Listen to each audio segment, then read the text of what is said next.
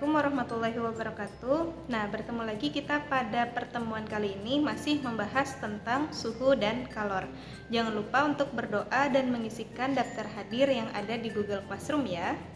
Sebelum memulai pembelajaran, pernah tidak kalian mengamati saat memasak sebuah sup seperti pada gambar berikut ini?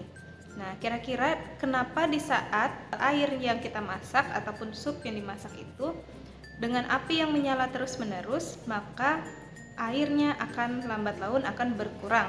Nah, tentunya air ini akan berubah menjadi uap-uap air. Kira-kira mengapa ya? Untuk mengetahui lebih lanjut mengenai pembelajaran kali ini, pada pertemuan kali ini kita akan membahas tentang perubahan wujud. Adapun kompetensi dasar yang ingin kita capai ialah dan tujuan pembelajaran yang ingin kita capai yakni apa sih itu perubahan wujud? Jadi perubahan wujud ini disebabkan karena adanya perubahan suhu dan pelepasan kalor yang terjadi pada suatu zat tersebut. Perubahan wujud ini bergantung dengan aktivitas suhu pada suatu zat dikarenakan karena suhunya meningkat ataupun suhunya menurun. Nah, tentunya tadi ada 3 jenis zat ya, ada zat cair, padat, dan gas. Cair bisa berubah menjadi gas bisa berubah ke cair, padat juga bisa ke gas dan sebaliknya.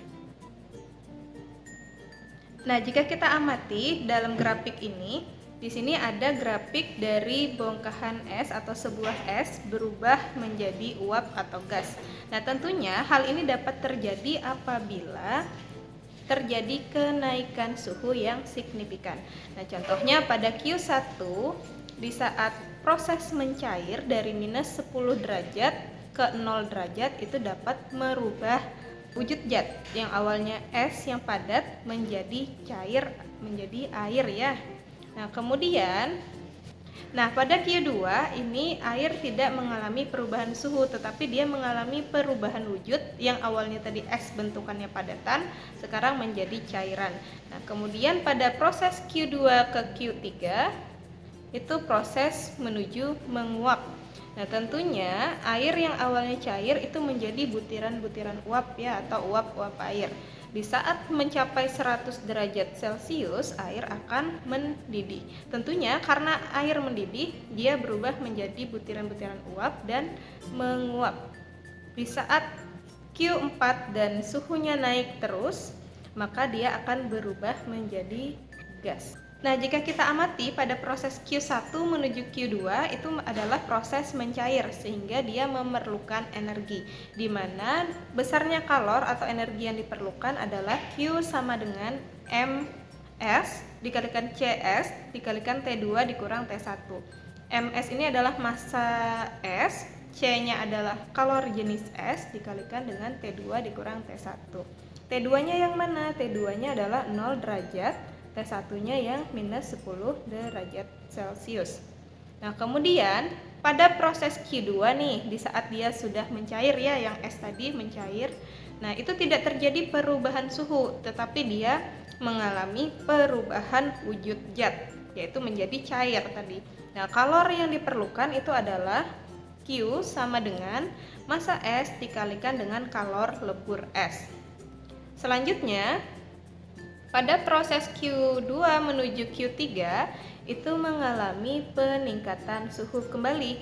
Nah, karena terjadi perubahan suhu, maka dia masih memerlukan energi. Energinya yang diperlukan berapa? Yaitu Q sama dengan massa air dikalikan kalor jenis air dikalikan dengan T3 dikurang T2. T3-nya adalah 100, T2-nya adalah 0 derajat Celcius. Nah, kemudian pada proses Q3 itu sudah menguap ya, airnya tadi menguap. Nah, di saat menguap itu tidak terjadi perubahan suhu, tetapi dia berubah wujud yang awalnya cair menjadi butiran-butiran uap atau menjadi gas. Maka besarnya kalor yang diperlukan itu adalah Q sama dengan massa air dikalikan dengan kalor uap. Nah, selanjutnya jika kita panaskan terus-menerus hingga air itu kering seperti itu, maka proses yang diperlukan, maka rumusnya adalah Q sama dengan massa uap dikalikan kalor jenis uap dikalikan dengan T4 dikurang T3. Nah, simak video perubahan wujud berikut ini. Perubahan wujud benda. Ada 3 macam wujud zat yang dapat mengalami perubahan wujud. Di antaranya ialah zat padat, zat cair, dan zat gas.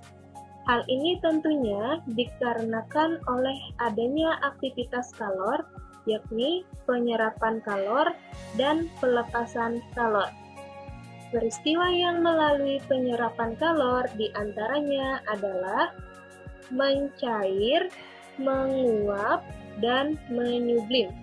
Sedangkan peristiwa yang melalui pelepasan kalor diantaranya adalah membeku, mengembun, dan mengkristal. Perubahan wujud zat dari cair ke padat disebut dengan proses membeku. Hal ini disebabkan karena adanya proses pelepasan kalor yang disebabkan oleh penurunan suhu, sehingga mengubah zat dari zat cair menjadi zat padat. Sedangkan pada proses perubahan wujud dari cair ke gas disebut dengan proses menguap. Hal ini disebabkan karena adanya penyerapan kalor yang disebabkan oleh kenaikan suhu. Pada proses perubahan wujud dari zat padat menjadi zat gas itu disebut dengan menyublim. Hal ini disebabkan karena adanya penyerapan kalor dan kenaikan suhu yang terjadi. Selanjutnya pada proses perubahan wujud dari padat menjadi cair disebut dengan proses mencair. Hal ini disebabkan karena adanya penyerapan kalor yang disebabkan oleh kenaikan suhu. Selanjutnya, pada perubahan wujud zat dari gas menjadi cair disebut dengan mengembun. Hal ini disebabkan karena adanya proses pelepasan kalor dan penurunan suhu. Sedangkan pada proses zat gas menjadi zat padat disebut dengan mengkristal. Hal ini disebabkan karena adanya pelepasan kalor yang disebabkan oleh penurunan suhu. Nah, adapun contoh soal yang ingin kita bahas yakni 15 gram air itu diberikan kalor hingga menjadi uap pada proses Q2 menuju Q4. Ini ya Q2 ke Q4. Kemudian sehingga air diperoleh massa uap sebesar 5 gram. Nah, kalor jenis uap sendiri itu adalah 0,8 kalori per gram derajat Celcius dan kalor uap itu sebesar 60 kalori per gram. Tentukan besarnya kalor yang diperlukan. Oke, kita ketahui dulu tadi massa air adalah 15 gram ya. Kemudian massa uapnya adalah 5 gram. Kemudian kalor jenis uap atau C uap adalah 0,8 dan kalor uap sendiri adalah 60. Kalor uap tadi U ya. Nah, oke.